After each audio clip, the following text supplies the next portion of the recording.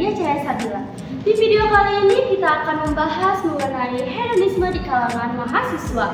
Nah, pada kesempatan kali ini kita akan mewawancarai beberapa mahasiswa di lingkungan USD FPKP Bandung mengenai tempat tongkrongan yang sering mereka tempati. Yuk langsung saja kita ke sesi wawancara. Halo Kak. Halo. Namanya siapa? Nama aku Raji Priantoro. Oke.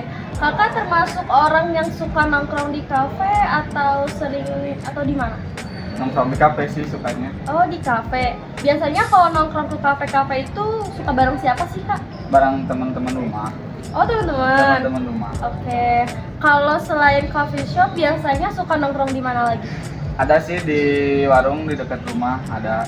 Oh, oke. Rata-rata kalau di coffee shop nongkrongnya bisa sampai berapa lama sih, Kak? Sampai sekitar 3 sampai 5 jam sih, Kak. Oh, iya. Sekali nongkrong biasanya ngeluarin budget berapa? Kali nongkrong 150.000 adalah segitu ya. Oh, oke. Nah, biasanya kakak punya budget khusus buat nongkrong atau lihat situasi keuangan aja? Punya budget khusus sih. Budget khusus ya buat nongkrong, oke. Kakak ngerasa nggak sih Kak kalau kakak nongkrong di coffee shop itu kayak orang yang boros atau ya nggak ngerasa? Enggak sih, enggak ngerasa soalnya ada uangnya juga gitu. Oke. Gimana sih Kak cara kakak mengatasi pengeluaran kalau lagi nongkrong? Mengatasinya kan ini soalnya udah punya simpenan gitu kalau buat nongkrong jadi aman-aman. Aman aja. Iya. Oke Kak, terima kasih banyak. Sama-sama, Kak. Halo Kak. Halo, Namanya siapa? Kuping kan. Oke. Kakak termasuk orang yang suka nongkrong di coffee shop nggak? Termasuk Termasuk. Seringnya sama siapa nih Kak? sama teman-teman kampus atau teman-teman SMK. Oke. Kalau selain di coffee shop biasanya nongkrong di mana lagi sih Kak? Paling di angkringan atau enggak warkop. Oke.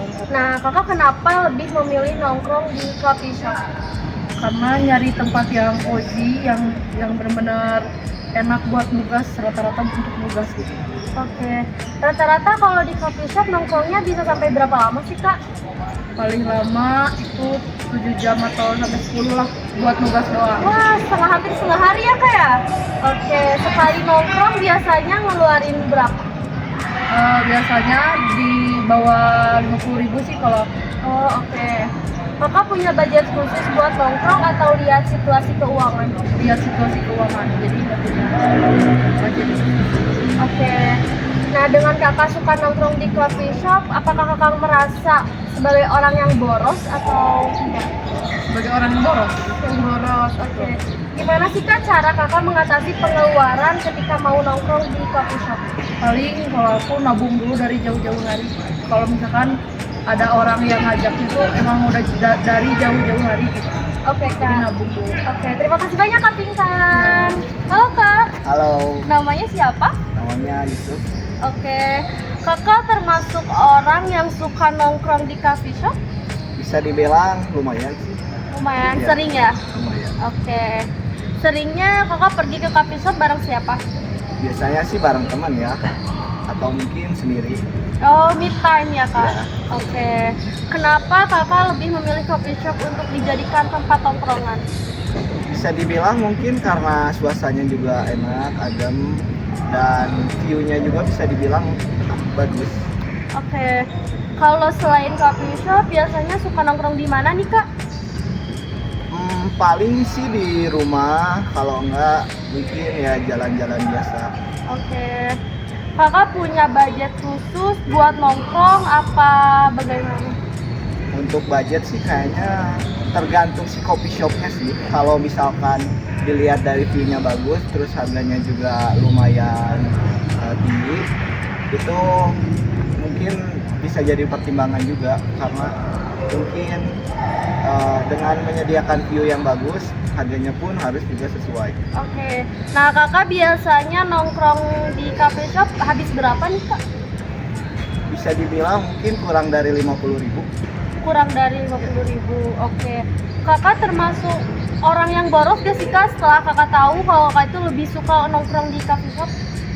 Mungkin bisa dibilang iya, karena di coffee shop itu banyak sekali varian makanan dan juga minuman yang bervariatif dan rasanya pun juga lumayan enak. Oke, gimana sih cara kakak mengatasi keuangan kakak nih supaya bisa nongkrong? Nah, biasanya untuk hal seperti itu saya melakukan dengan kalau nggak bekerja juga mengurangi waktu untuk nongkrongnya seperti itu. Oke kak, terima kasih banyak Kak Yusuf. Baik. Bye. Di saat kalian mendengar kata hedonisme, apa sih yang terlintas dalam pikiran kalian? Bisa dipastikan, hal-hal yang muncul dalam pikiran kalian bukanlah sesuatu yang memiliki arti yang positif. Kata hedonisme sendiri berasal dari kata Yunani kuno, yaitu hedon, yang artinya kesenangan. Menurut Kamus Besar Bahasa Indonesia, hedonisme adalah sebuah pandangan yang menganggap kesenangan dan kenikmatan materi sebagai tujuan utama dalam hidup. Ada orang-orang yang bahagia dan senang dengan gaya hidup yang serba sederhana, karena di sanalah mereka menemukan hal-hal yang membuat mereka nyaman. Orang-orang seperti ini juga cenderung jarang membeli sesuatu yang dirasa tidak benar-benar mereka butuhkan. Apalagi jika harganya dirasa terlalu mahal di saat ada banyak alternatif yang jauh lebih terjangkau. Perilaku-perilaku yang menunjukkan hedonisme biasanya akan terlihat dari makanan yang mereka sukai, pakaian seperti apa yang saat ini sedang tren, barang-barang yang lebih mengedepankan unsur estetiknya dibandingkan fungsi, dan tempat tongkrongan. Nah, mahasiswa Mailes, kira-kira bisa menebak gak tempat tongkrongan apa yang lagi populer beberapa tahun belakangan ini? Ya, betul sekali, coffee shop. Di kota Bandung sendiri rasanya tidak akan sulit menemukan coffee shop jika kalian berniat untuk menghabiskan waktu bersama teman-teman di sana. Jika kita melewati satu jalan besar di kota Bandung, mungkin pada saat itu juga kita sudah melewati 3-5 coffee shop dengan ciri khasnya mereka masing-masing. Bentuknya pun bermacam-macam, ada yang dari kios sederhana sampai bangunan besar yang dirancang dengan sedemikian rupa agar terlihat estetik. Omong-omong soal estetik, kini sebagian besar coffee shop yang ada di Bandung sedang berlomba-lomba untuk membuat coffee shop mereka terlihat seestetik mungkin. Mungkin atau istilahnya lebih tepatnya adalah Instagramable, agar nantinya para konsumen bisa memajang hasil foto atau video di tempat tersebut di akun Instagramnya masing-masing.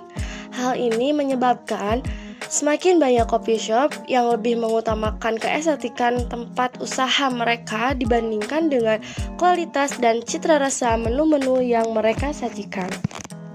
Nah, itu adalah beberapa cara dari mahasiswa USB EPKP Bandung dalam mengatasi pengeluaran mereka jika mereka nongkrong bersama teman-teman mereka atau bahkan sekedar meluangkan waktu untuk sendiri.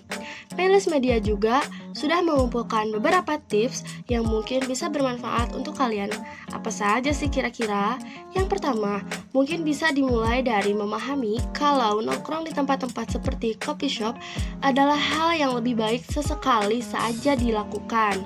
Bagi mahasiswa yang menggunakan coffee shop sebagai tempat mengerjakan tugas, mungkin bisa diselingi dengan mengerjakan tugasnya di tempat seperti perpustakaan kampus.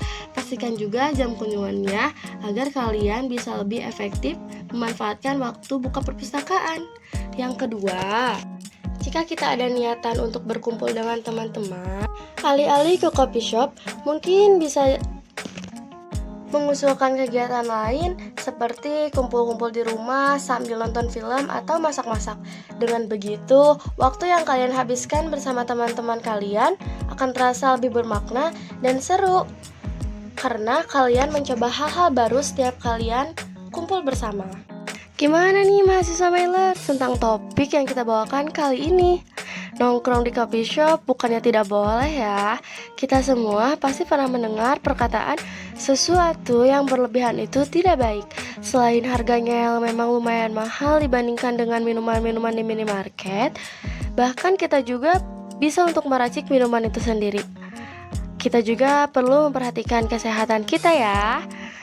Mengupas fakta, mengungkap makna. See you next video. Bye-bye.